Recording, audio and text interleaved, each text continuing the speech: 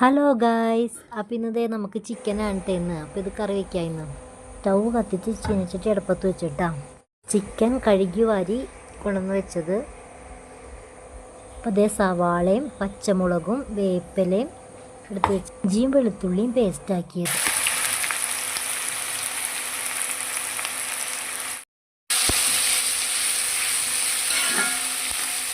സവാള വേഗം വാടാൻ വേണ്ടിയിട്ട് ഇത്തിരി ഉപ്പിട്ട് കൊടുക്കണ്ട കേട്ടോ.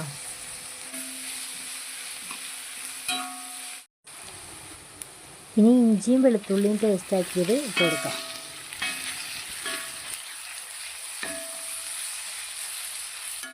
ഒരു തക്കാളി അരിഞ്ഞു വെച്ചിട്ടുണ്ട് കേട്ടോ.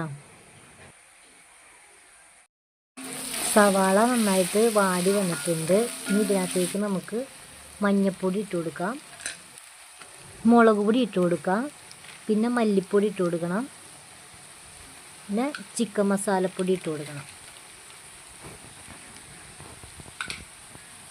ഇനി നന്നായിട്ടിത് ഇളക്കി വാടി കിട്ടണം, മൂത്ത് കിട്ടണം.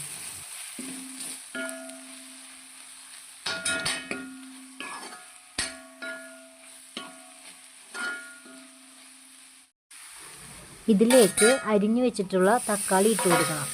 എന്നിട്ട് വീണ്ടും ഒന്നും കൂടി ഇളക്കി വഴറ്റണം. ഇത് നന്നായിട്ട് വാടി വന്നിട്ടുണ്ട് കേട്ടോ. ഇതിലേക്ക് നമുക്ക് ചിക്കൻ ഇട്ട് കൊടുക്കാം.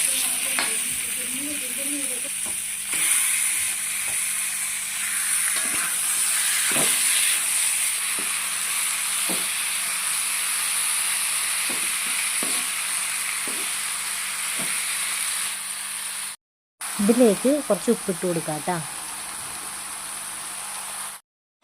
ഇനി അടച്ചു വെച്ച് വേവിക്കാം.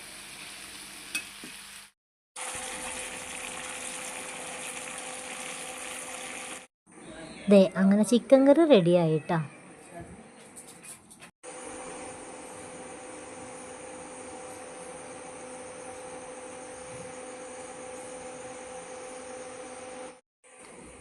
അങ്ങനെ ചിക്കൻ കറി റെഡിയായി.